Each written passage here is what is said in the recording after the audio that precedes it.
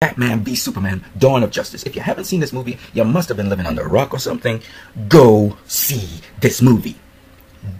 Don't pay attention to what people are saying. Your friends might say they hate the movie, and then you end up liking the movie. Okay? And that happened. I interviewed a lady. I interviewed a young lady, and her friend despised the movie, probably because of the ending or whatever. She loved it. Okay?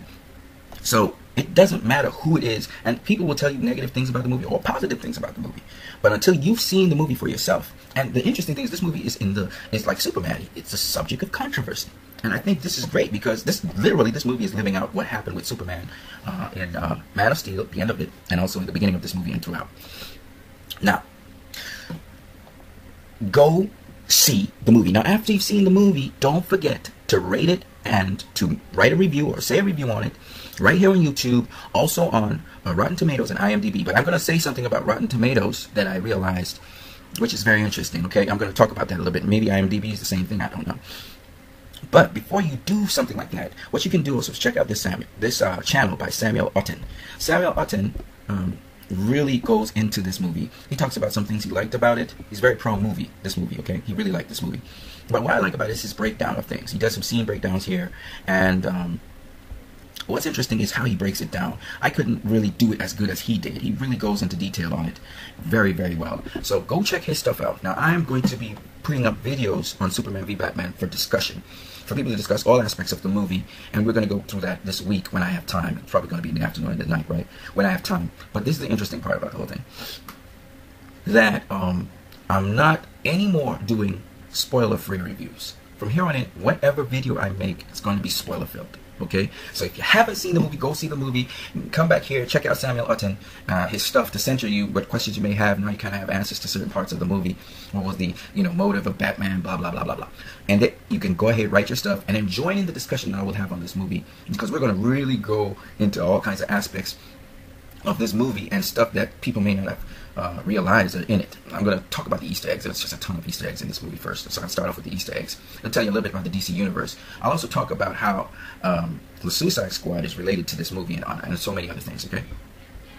So it really is in your best interest to review this movie as many times as possible. But here's another thing. I was telling you about Rotten Tomatoes and their ratings. The thing about Rotten Tomatoes is this, I found out.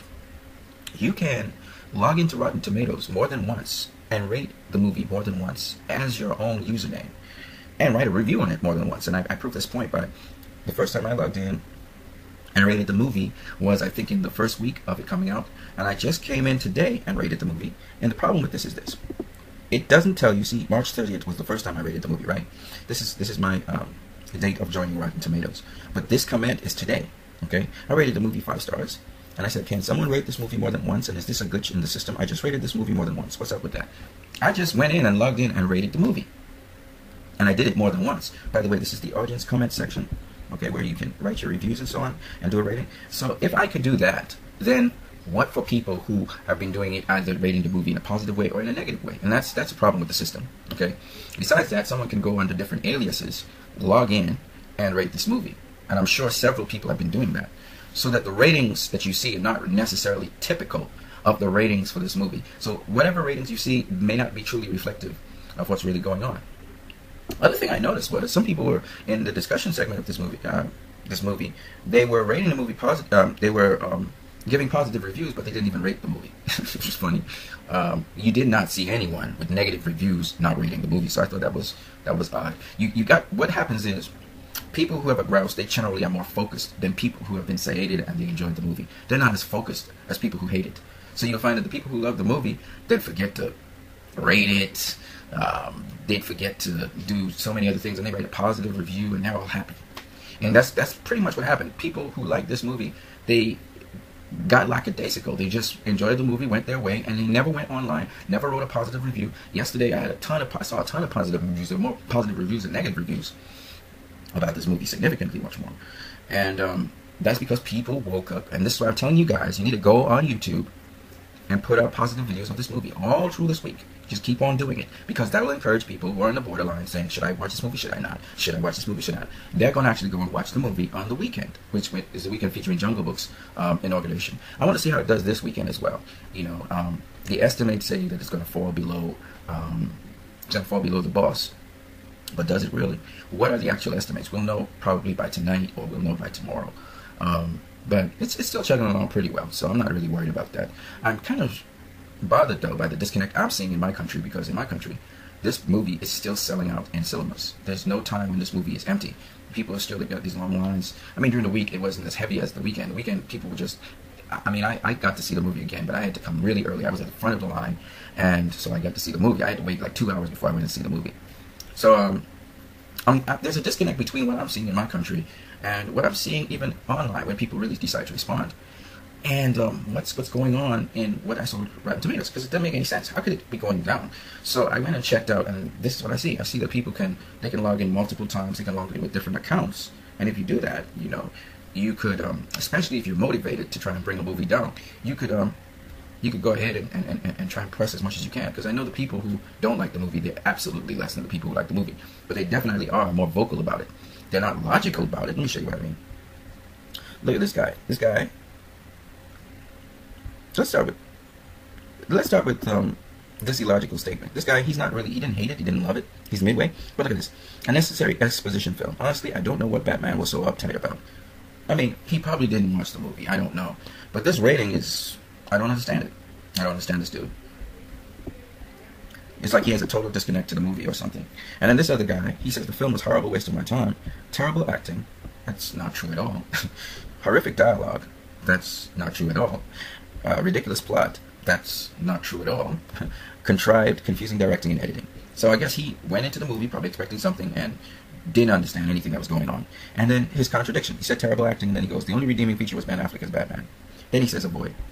Of course, he's the minority. If you look at most of the people on this page, this guy gives it a 5, this guy gives it a 2, a 3, a 5, a 4.5, 4.5. He joins with another guy who gives it a 2. You got a 4, 4, a 4, 4.5, a 5, a 4, a 5, a 4.5, a 4.5, a 4, a 3.5, 4. And of course, my contrived score, which you should not include, which is a 5, right? So you can see that the people who actually hate this movie clearly are in the minority, right? I would say that the majority of people like this movie. So anyway, my point anyway is that on Rotten Tomatoes, the scores can be skewed by people who don't like the movie, repeating, rating it, and repeating, giving negative reviews, which I'm pretty sure some of them are very determined to do that because they're in the minority. And of course, nobody really cares about Rotten Tomatoes that much, but I want you guys anyway, if you like the movie, don't go repeating like what I did. I just did it as a test to see what was going on. Don't do that. Just go and rate the movie, put your review down. Make sure you rate the movie too, because look at this. I noticed another thing. Some people, they were coming on here, they're not rating the movie, and then they put a positive review. You see, they're so lackadaisical that they don't realize they haven't put a rating, they haven't put a star rating on the movie. And I've seen that a couple times. Well, okay, I went through, like, let's say I went through 19 pages of 20,000 pages, right? Or 2,000 pages, whatever it was. And I saw this happening more times than I would really like to have seen it. Like, I saw it about 5 to 10 times. Certain reviewers just didn't put a rating. And they had a wonderful review, and they were talking about, I rate this as 5 stars, but you didn't put your rating in. And you see that with them. You don't see that with the people who didn't like the movie. If they didn't like the movie, oh man, they put their 1 star, their half star, whatever. They really went in. So you guys need to be more conscious of what you're doing. Okay, you love the movie, great, but at least you need to rate it. You know what I mean? So you get that.